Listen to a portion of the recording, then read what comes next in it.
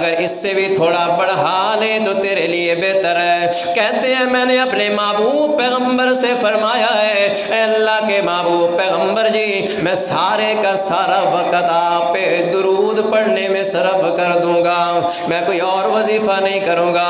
میرے پیغمبر نے یہ جملہ سنا، مسکرانے لگے۔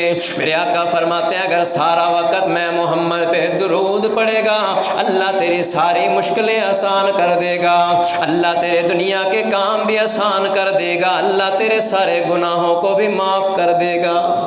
یہ فضیلت درود پاک پڑھنے کی ہے۔ آئیے میرا دوست، آپ بھی جتنا زیادہ ہو سکے جس وقت آ کے مسجد کے اندر بیٹھتے ہیں، نماز کا انتظار کرتے ہیں، جس طرح ذکر کرتے ہیں لا الہ الا اللہ، کیونکہ میرے محبوب پیغمبر نے فرمایا ہے افضل الذکر لا الہ الا اللہ وافضل الدعاء الحمدللہ۔ سارے اذکار میں سے سب سے افضل ذکر لا الہ الا اللہ، کیونکہ اس کے اندر اللہ کی توحید ہے، اور اللہ کی توحید کا مسئلہ اللہ کو بہت زیادہ پسند ہے۔ اللہ کا ذکر سب سے بہتر لا الہ الا اللہ، اور دعا کرنی ہے سب سے بہتر دعا الحمدللہ، کیونکہ اس کے اندر اللہ کا شکر ہے۔ جس طرح بندہ کے مسجد کے اندر بیٹھ کے اللہ کا ذکر کرتا ہے، اپنے پیغمبر پہ درود بھی پڑھا کریں۔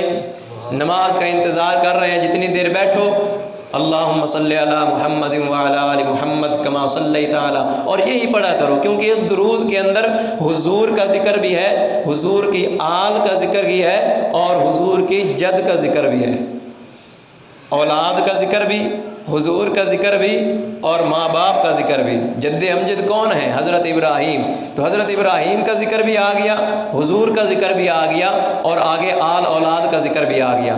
اولاد آل سے مراد صرف یہ نہیں ہے کہ حضور کے گھرانے کے لوگ، یہ بات ذہن میں رکھنا، صرف حضور کے گھرانے کے لوگ مراد نہیں ہے، یہاں آل سے مراد ہے ساری امت، حضور کی ساری امت جو ایمان والی ہے، غیر مسلم کے لیے نہیں، ایمان والوں کے لیے دعا کی جا سکتی ہے۔ تو یہاں آل سے مراد پوری کی پوری امت ہے۔ اگر آپ پڑھیں گے تو آپ کو فائدہ ہوگا یا نہیں ہوگا؟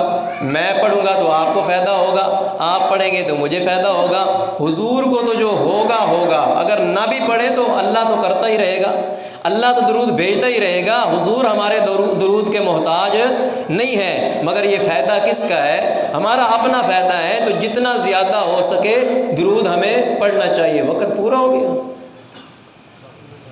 اچھا، ایک اور بات آخر میں سمجھانا چاہتا تھا، چلو وقت مکمل ہو گیا ہے۔ وہ بات یہ ہے کہ درود ہم پڑھتے ہیں، پڑھنا ضروری ہے۔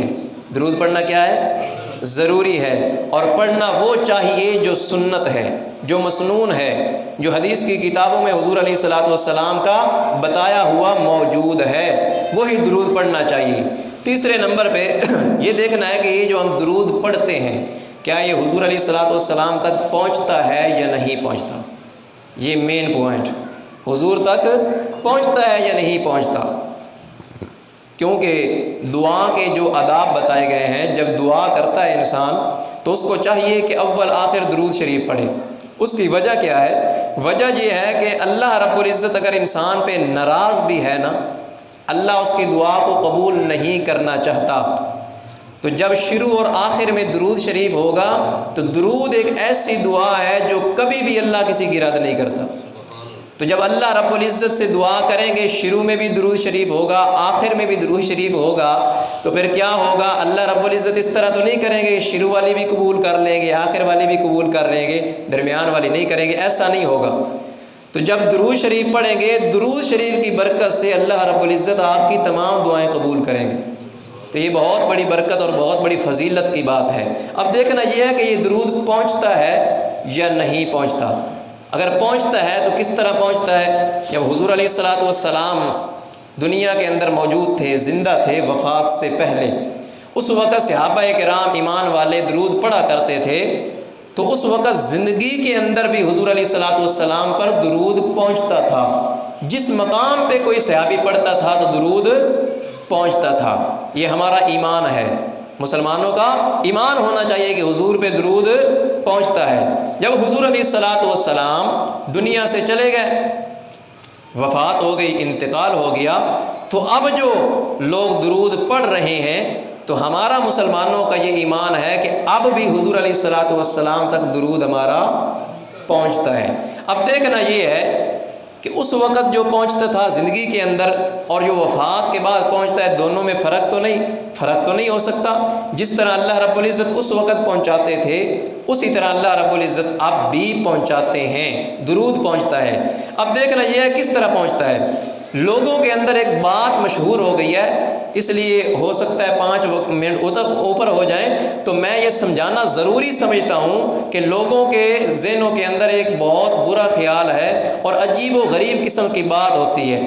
وہ کیا کہتے ہیں؟ وہ کہتے ہیں جب بندہ پاکستان کے اندر مثال کے طور پہ یا کسی اور ملک جس جگہ پہ بیٹھ کے درود پاک پڑھتے ہیں تو فرشتے وہ درود اٹھاتے ہیں اور مدینہ طیبہ لے جا کے حضور علیہ الصلوۃ والسلام کے روضہ اطہر پہ جا کے پیش کرتے ہیں، اور ساتھ میں یہ بھی بتا دیتے ہیں کہ یہ آپ کے فلاں امتی نے بھیجا ہے۔ میں آپ سے سوال کرتا ہوں، کوئی ایک لمحہ بھی ایسا ہے کہ جس لمحے کے اندر حضور علیہ الصلوۃ والسلام پہ درود نہ پڑھا جا رہا ہو؟ میرا ایمان ہے کوئی ایسا لمحہ نہیں ہے۔ 24 گھنٹے پڑھا جا رہا ہے تو کتنے لوگوں کا نام جا کے بتاتے ہیں۔ اور کچھ لوگوں کا خیال یہ بھی ہے، جو لوگ یہ بات کرتے ہیں نا کہ نام بتایا جاتا ہے کہ فلاں بن فلاں نے آپ پہ درود بھیجا ہے، ان کا ایک اور نظریہ بھی ہے۔ وہ لوگ یہ بھی کہتے ہیں کہ حضور علیہ الصلوۃ والسلام روضہ پاک کے اندر نماز پڑھتے ہیں، تو سوال یہ ہے کہ جب حضور علیہ الصلوۃ والسلام نماز میں مصروف ہیں تو اس وقت بھی نام بتایا جاتا ہے؟ اس وقت بھی نام بتایا جاتا ہے؟ نہیں بتایا جاتا۔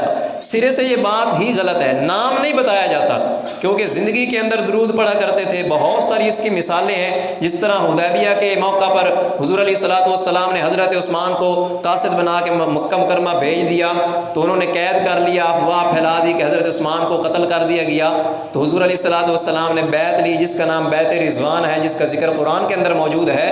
تو بیعت کس بات کے لیے تھی؟ کہ حضرت عثمان شہید ہو گئے، حالانکہ حضرت عثمان وہاں نماز بھی پڑھ رہے تھے، حضور پہ درود بھی پڑھ رہے تھے، مگر حضور کو یہ یقین ہو گیا تھا کہ حضرت عثمان کیا ہو گئے؟